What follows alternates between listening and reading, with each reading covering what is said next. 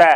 आज लड़ाई कांग्रेस और बीजेपी के बीच में है और करनाल में मनोहरलाल खट्टर जी से है। सभी बड़े नेता है तो दिखाई क्यों नहीं दे रहे? वीरेंद्र राठौर की बात करें तो वो भी जो है चुनावी मैदान में नजर नहीं आ रहे हैं। अगर उन्हें टिकट नहीं मिली तो वो क्या मतलब सपोर्ट करने के लिए भी नहीं पहुंचेंगे? गोदी मीडिया जी, कहीं ना कहीं आपने उनका झूठा तो नहीं खा लिया कि वो पूरे प्रदेश में और देश में इस तरह की बातें करते हैं कि जिस गरीब आदमी को कोई मकान नहीं मिला पिछले 10 सालों में आप उनकी बात करो, जिस किसान को कोई फायदा नहीं हुआ आप उनकी बात करो। दिव्यांशु बुद्धिराजा जो है वो अकेले ही प्रचार प्रसार कर रहे हैं, युवा उनके साथ है, कोई भी बड़ा नेता उनके साथ नहीं चल रहा है। गुमराह करने की बात करते हैं। आज देश समझ चुका है कि किस तरह से इनको बेदखल करना आज की राजनीति से। जेजेपी के नेता बोल रहे हैं कि जो कैंडिडेट उतारा है वो डम्मी कैंडिडेट उतारा है कांग्रेस ने। जिनका अपना वजूद नहीं वो औरों पे उंगलियां उठाया करते हैं। नेता को बीजेपी ने कार्यालय की बात कर रहे हो, अगर बात करें धरातल की तो धरातल पर प्रचार प्रसार कहाँ हो रहा है? धरातल पे ही प्रचार प्रसार हो रहा है। आप नमस्कार, मैं शबनम और आप देख रहे हैं जनता की आवाज।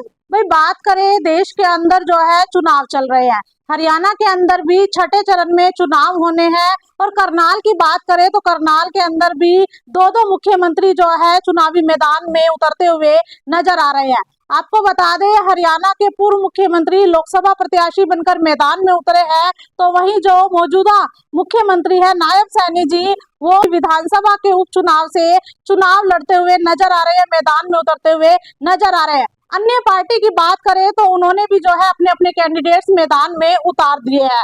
अगर कांग्रेस की बात करें तो कांग्रेस से भी दिव्यांशु बुद्धिराजा लोकसभा के प्रत्याशी बनकर मैदान में उतरे हैं और वहीं उपचुनाव की बात करें तो उपचुनाव से सरदार त्रिलोचन सिंह जी जो है चुनावी मैदान में उतरते हुए नजर आ रहे हैं। सभी पार्टियां जो है मैदान में उतरती हुई नजर आ रही है और कुछ पार्टियां जो है वो कांग्रेस पर कटाक्ष करती हुई भी नजर आ रही है।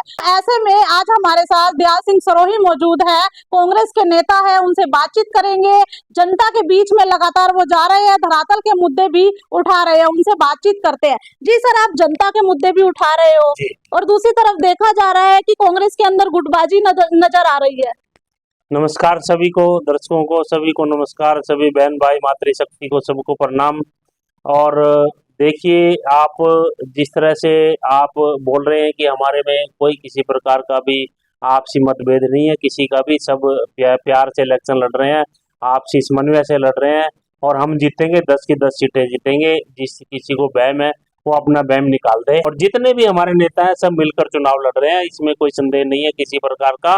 सभी बड़े नेता है तो दिखाई क्यों नहीं दे रहे? वीरेंद्र राठौर की बात करें तो वो भी जो है चुनावी मैदान में नजर नहीं आ रहे हैं। अगर उन्हें टिकट नहीं मिली तो वो क्या मतलब सपोर्ट करने के लिए भी नहीं पहुंचेंगे? सब आएंगे। अभी आप देखिए, अभी तो शुरुआत है, अभी ऑफिस खुले ही हैं और धीरे धीरे सब लोग आएंगे, आप सभी नेता आएंगे और सभी कार्यकर्ता आएंगे और एकजुट होकर हम लोग चुनाव लड़ेंगे और मजबूती से जीतेंगे और मजबूती से हम लोग सब खड़े हैं। करनाल के और कौन कौन से बड़े नेता हैं? देखिए करनाल के आप किसी भी नेता की बात करो, बड़े नेता की, छोटे नेता की, सभी नेता खुलकर आएंगे और इनके पक्ष में आएंगे। आप 4-5 दिन रुकिए, 4-5 दिन के बाद आप खुद बोलेंगे कि यहाँ सब साथ में हैं और हम सब एक हैं। सर, जो चुनाव होने हैं उसको भी कोई ज्यादा समय नहीं रह गया, ऐसे में कब जो है कांग्रेस के नेता सामने निकल कर आएंगे? अगर पूर्व विधायिका सुमिता सिंह की बात करें तो वो भी नजर नहीं आती है प्रचार प्रसार के समय। देखिए सुमिता सिंह जी, कल हवन था, सुमिता सिंह जी उसमें थे। अभी हमें प्रोग्राम से अभी आया हूँ, अभी हमारे गोगी जी थे जो विधायक हैं संघ से, और हमारे भीमसान मेहता जी थे, तो सब लोग आ रहे हैं कि ग्रुपों में बटे हुए हैं और उसी के हिसाब से हम लोग नहीं बटे हुए हैं। ये सब बीजेपी का खेल है और ग्रुपों में तो बीजेपी बटी है।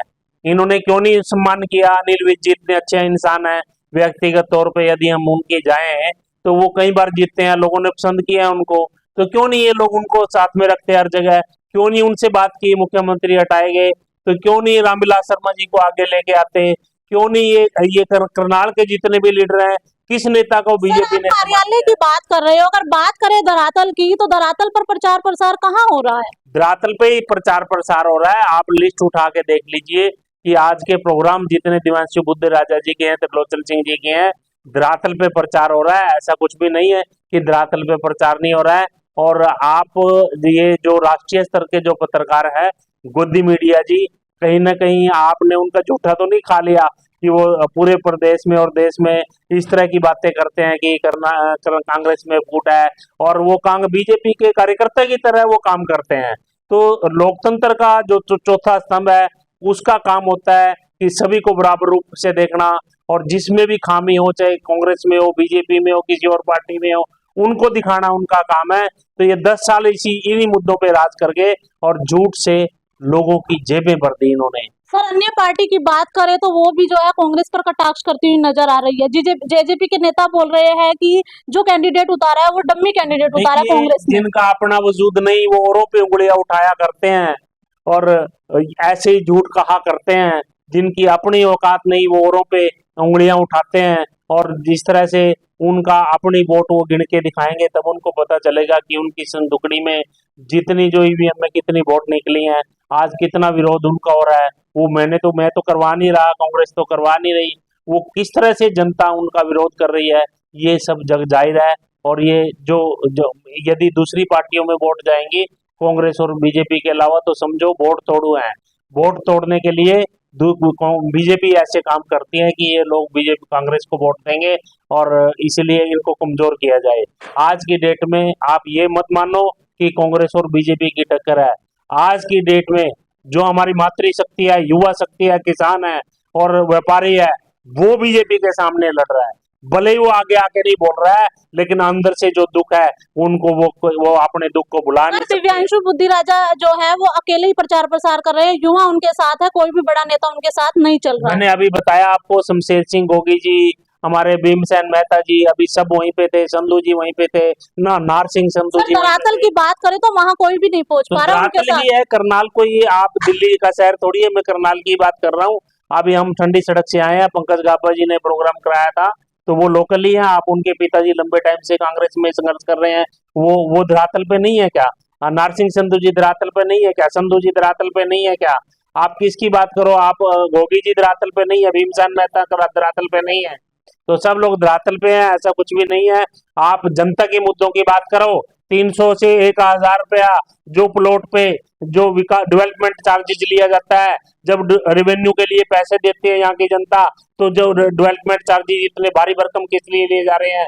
यहाँ की जो प्रॉपर्टियों पे टैक्स लगा लगा के जिन व्यापारियों की उसमें सील कर दी जाती थी प्रॉपर्टियां, आप उनकी बात करो। जिस गरीब आदमी को कोई मकान नहीं मिला पिछले 10 सालों में, आप उनकी बात करो। जिस किसान को कोई फायदा नहीं हुआ, आप उनकी बात। कांग्रेस पार्टी है जो गरीबों को प्लाट देगी, कांग्रेस पार्टी है जो बिजली की सस्ती दरें देगी, कांग्रेस पार्टी है जो युवाओं को 2 लाख रोजगार हरियाणा में देगी, आप उसमें बात करो।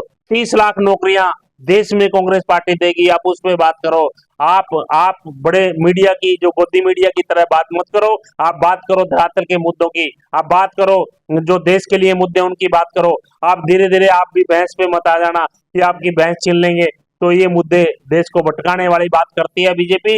कोई रोजगार की बात नहीं करते, कोई देश के विकास की बात नहीं करते, कोई स्वास्थ्य की बात नहीं करते, कोई भी आप ये कॉलेज यूनिवर्सिटी की बात नहीं करते, तो ये देश को गुमराह करने की बात करते हैं। आज देश समझ चुका है कि किस तरह से इनको बेदखल करना आज की राजनीति से, तो ये हटने के लिए तैयार हो जाएं और 10 की 10 सीट कांग्रेस की आएंगी। सर इंडिया गठबंधन को किस नजर से देखते हो? किस किस का साथ मिलेगा इंडिया गठबंधन? सभी का साथ मिलेगा, और जिस तरह से इन्होंने केजरीवाल जी को और झारखंड के मुख्यमंत्री जी को अंदर किया है, तो देश देख रहा है। आप और मैं नहीं देख रहे, पूरा देश देख रहा है कि किस तरह से जो भी नेता इनके खिलाफ बोलता है उस पे ईडी और दूसरे छापे डलवा के किस तरह से झूठे केस बना के। इंडिया गठबंधन की बात करें तो एनसीपी पार्टी जो है इंडिया गठबंधन में है, और बात करें एनसीपी पार्टी के जो करनाल के अंदर मराठा वीरेंद्र वर्मा जी है, वो जो है तोड़ते हैं इंडिया गठबंधन को। इंडिया गठबंधन का समझौता वहां पे है, जिस पार्टी का जितना वजूद उस क्षेत्र में है, तो उतना उसी तरीके से समझौता हुआ है।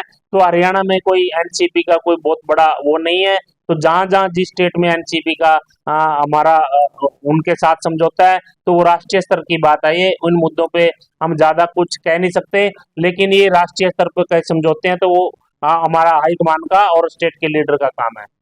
वीरेंद्र मराठा वर्मा जी तो जो है तोड़ते हैं इंडिया गठबंधन को, कह रहे हैं वो। उनके कहने से इंडिया गठबंधन नहीं टूटता, ये तो राष्ट्रीय स्तर के नेता हैं शरद यादव जी, और हमारे कांग्रेस पार्टी के और स्टेट स्तर के जो नेता हैं, ये उनका काम है। इन मुद्दों पे ये हमारा काम है कि पार्टी के लिए लड़ना, और पार्टी जीतेगी, 100% जीतेगी। आप करनाल का ही देख लिए माहौल कितना बदल रहा है। आप इस कैमरे को गांव में जाकर हमारी मातृशक्ति है उससे पूछिए किसान से पूछिए, मजदूर से पूछिए, व्यापारी से पूछिए। आप कोई आज व्यापारी को अपना धंधा चलाना मुश्किल हो गया है, कितनी मुसीबत में है व्यापारी, किसान कितनी मुसीबत में है, आड़ती का भी काम बंद हो रहा है। करनाल की बात करें तो एनसीपी के साथ साथ जो है इनेलो और सर्विस पार्टी का मिलकर गठबंधन हो चुका है। इनेलो का आज की डेट में कितना जनाधार है, जेजेपी का कितना जनाधार है, ये सब मुद्दों से भटकाने की बात है। आज लड़ाई कांग्रेस और बीजेपी के बीच में है और करनाल में मनोहर लाल खट्टर जी से है, जिसने बीजेपी के वर्करों की ही नहीं सुनी, किसी को बीजेपी के नेताओं की बात ही नहीं सुनी, वो बात कांग्रेस की करते हैं। अपने नेताओं को तो पहले खुश कर लें, जो पन्ना प्रमुख इनको ढूंढते फिरोगे। मैंने ये 6 महीने पहले से कह रहा हूँ, और आज पन्ना प्रमुख की इन्होंने बात नहीं सुनी, इन्होंने मंडलाध्यक्ष की बात नहीं सुनी, तो वो क्यों इनके लिए काम करेंगे? जब 10 साल में मनोहर लाल खट्टर जी ने उनकी बात नहीं सुनी, तो क्यों इनके लिए काम करेंगे? अंत में सभी जनता से, दर्शकों से क्या कहना चाहेंगे? मैं कहना चाहूंगा मातृशक्ति से, मैं कहना चाहूंगा युवा साथियों से, मैं कहना चाहूंगा किसानों से, ये अनुरोध प्रार्थना करना चाहूंगा कि आज का जो समय है, देश हित में मातृशक्ति को मैं प्रार्थना करूंगा कि देश की मातृभूमि के लिए और लोकतंत्र की रक्षा के लिए, संविधान के मूल्यों की रक्षा के लिए, आप इस विकास के लिए और हमारे जो महंगाई को कम करने के लिए, अनेक मुद्दे, रोजगार का अवसर बढ़ाने के लिए कांग्रेस पार्टी का साथ दें। कांग्रेस पार्टी को 25 तारीख को आने वाले समय में त्रिलोचन सिंह जी को और बुद्धि राजा जी को उनके समर्थन में वोट करें। धन्यवाद। तो हमारे साथ कांग्रेस के नेता दयाल सिंह सरोही जी हमारे साथ मौजूद थे, उनसे हमने बातचीत की है और आपको बता दें कि लगातार जनता के बीच में जा रहे हैं। धरातल के मुद्दे जो है दयाल सिंह सरोही जी लगातार उठाते हुए नजर आ रहे हैं। भाई अगर बात करें जनता की और बात करें चुनावी माहौल की, तो चुनावी जब माहौल आता है तो सभी पार्टियां बड़े बड़े वायदे करती है, लेकिन जनता को अपना सही उम्मीदवार चुनना है, सोच समझकर वोट करना है। तो वीडियो को शेयर भी जरूर करते रहिए और कमेंट में अपनी राय भी जरूर दीजिएगा। और 2024 में क्या कुछ रहने वाला है वो देखना भी बहुत जरूरी है।